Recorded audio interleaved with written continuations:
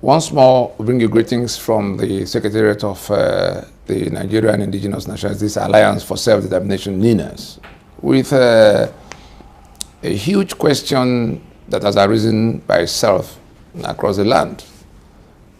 NINAS is asking, where are the other men of God and women of God in the land? Where are the men of God in the land at a time like this? Where are the women of God in the land at a time like this?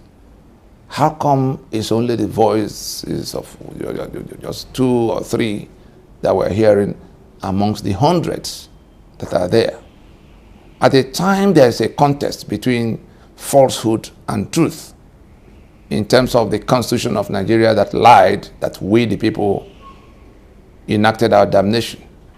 At a time there's a contest between darkness and light, in which darkness is fast, eclipsing the light that we're supposed to be, or are we no longer the light?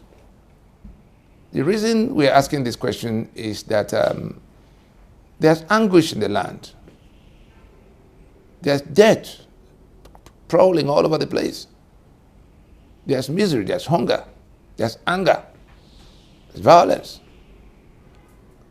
And the ones you thought were going to be in the vanguard of advancing the solution that's been proposed, that has been found and proposed, are keeping quiet, keeping, sitting on the, staying aloof, pretending they do not know that that debate is going on.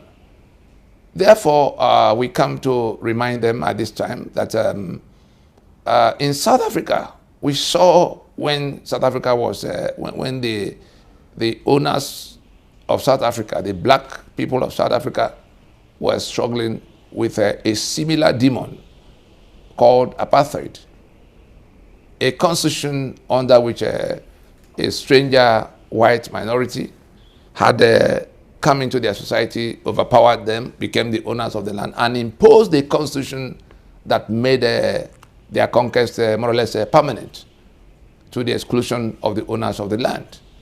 And we saw that it took the emergence of some lawyers and some men of God into that campaign to extricate themselves from the damnation. Oliver Tambo, the lawyer, Nelson Mandela, the lawyer. But we saw also Bishop Desmond Tutu and all those sisters and nuns. The older generation in Nigeria will remember this very clearly, that it was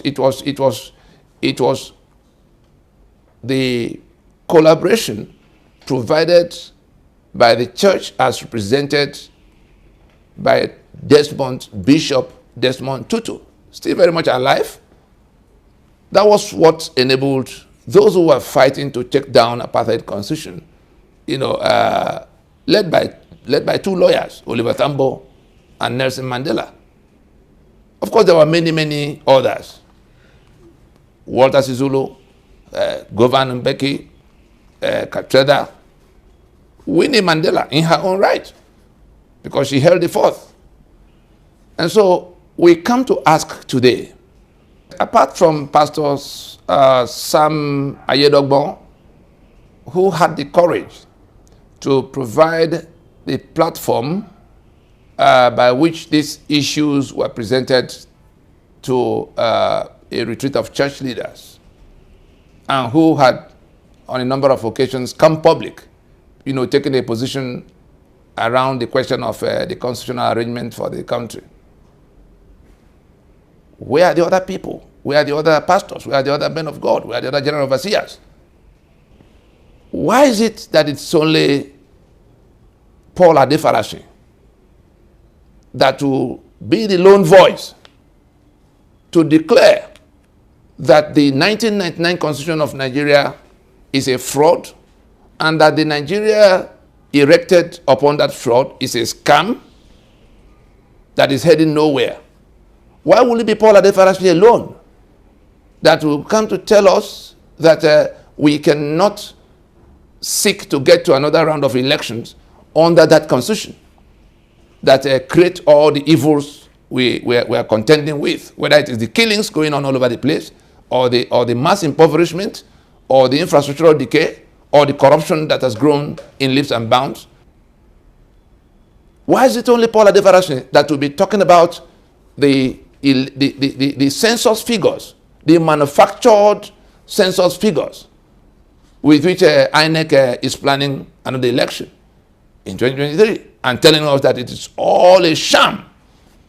Where are the other men of God in the land? Or is it that these things are not happening to your flocks? Is it not amongst your flocks that these killings are taking place everywhere in the land, whether it's in the Middle Belt or in Ibarakba or in Eastern Nigeria? Or is it when the entire flock is finished by the killings that you will join the discussion, and not that you were not told? The lawyers in the land, what have you said? I see many of them talking about electoral reform and electronic voting transmission of it. By which constitution will the winner of that election govern? The men of God, some of them are already talking about PVC. By which constitution will the winner of any elections govern? So we come today to say to you that if you be a man of God in this land, in this Nigeria at this time, and you are not taking a position in this fierce combat, in this battle, in this debate, in this war between truth and falsehood, the truth being that we never made this constitution. 99, falsehood being that we the people enacted our damnation as represented by this constitution, as contained in this constitution. Any man of God in Nigeria who does not step forward now to take a position will be counted as being in the service of that enemy that imposed this constitution, that is refusing to come to discussion with the rest of Nigeria, especially in the alliance territory, the New South, as you see in white, minus the Sharia North, that is now on an invasion, on an ethnic cleansing, and on a conquest mission against all of them, killing them off to take their land permanently, having brought in their like from across Africa, throwing our borders open. So we say, as the countdown continues in the 120 days period of consultation with the populace and the international community, I'm sure most of us must have heard and seen what's transpired in Washington in the last 1 week, where Bishop Kukah had gone to join in the discussion from where we stopped in 2019. The evangelicals in the U.S. are so concerned that they are putting pressure on Congress in Capitol Hill. The government there, the Congress itself, is leading a discussion for how these killings can stop. We saw Bishop Kukah go to tell them that the government of Nigeria is not doing anything, it's not going to do anything. We had gone as far as telling them that that it's a matter of complicity. It's a matter of being accomplices in the killings that are going on. Danjuma already told us it's a matter of collusion, a former chief of army staff. And we saw former President Trump. Buhari himself told us that in his private meeting with Trump, that Trump had asked him, why are you killing Christians in your country?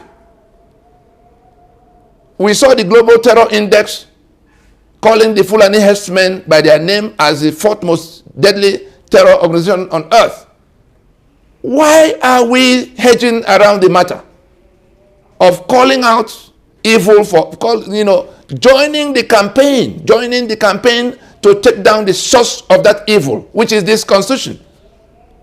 So I say it first to the flock, to the young people whose lives have been ruined and mortgaged. Ask your pastor, ask your general overseer if you have access, ask your regional pastor, ask your bishop, ask your archbishop, ask your parish priest. What has the head of the church, what has the parish, what has the diocese, what has the general overseer said about this constitution that is the source of all this misery? Why are they asking us to go to another election under that constitution instead of going to take down that constitution as has been proposed?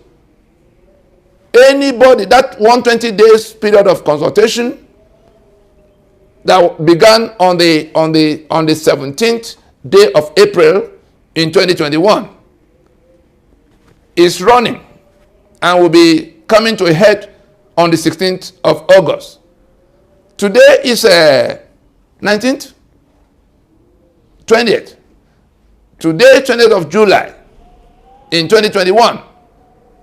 By this broadcast, we are expressly inviting the men of God in the land to take a position on the question of this fraud that is the source of all the miseries, all the killings, all the impoverishment, and all the hopelessness in the land.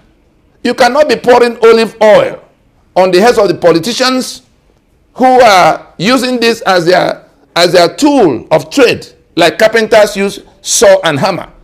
This is the tool of the trade of the politician that comes to you for anointing to win election. Then when we come to tell you to take a position in the effort to take down this apartheid, this worse than apartheid constitution, some of the men of God told us that they don't get involved in politics, but they always get involved in who will win presidency or who will win governorship.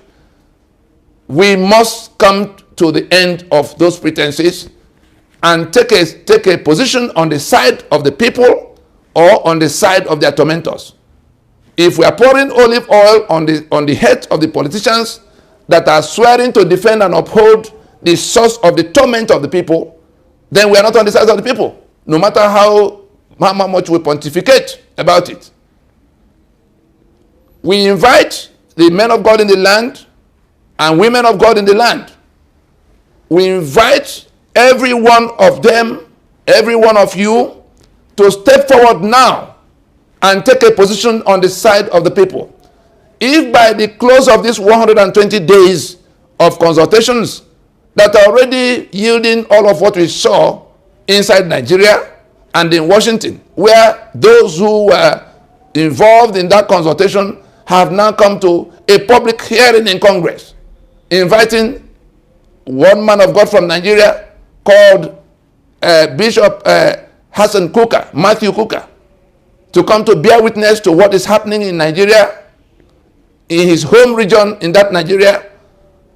And the rest of us are keeping quiet. We are saying we must, before the close of that 120 days, come public with our position. Anybody who does not know should find who to ask. There must be lawyers in your congregation who you can ask. You can also go to the website of NINAS, www.ffn.org. Again, I repeat, www.ffn.org, to find out exactly what is being proposed about the extinguishing the source of this misery, about taking down this apartheid constitution, and the need to stop the renewal, the journey to the renewal in 2023 by way of election. Don't talk about PVC. Young people, we address you directly. The young people, the ones that did answers, the ones who don't know what to do with their lives now, from anywhere you are in the world, those who are inviting you to come and elect better people that will govern you, ask them, under which constitution will that better person govern? You must put pressure. You must join in this debate. Don't sit by the side. It's your future that is being sold by these wicked people who swear to defend and uphold the source of death for everybody, the source of impoverishment for everybody, but which guarantees opulence, guarantees fabulous wealth for the operators of this constitution, the governors, the senators, whoever will be president and vice, their ministers, all of those who go together in Abuja to share money every month, including council chairmen. Ask all of them, by which constitution would they govern if we go to election that renews the life of this constitution in 2023? At a time, everybody else is saying, let us take out this constitution, go into transition. We are not anarchists. Well, we have no quarrel with those in government house. Let us use the balance of this tenure, as much of it as we need, to go and solve this problem. Otherwise, the society is heading to where to collapse on everybody.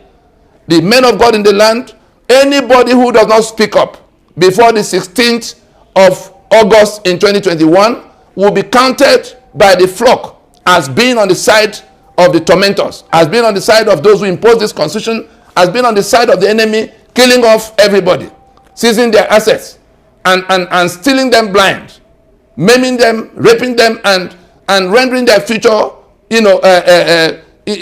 impotent, rendering their future useless.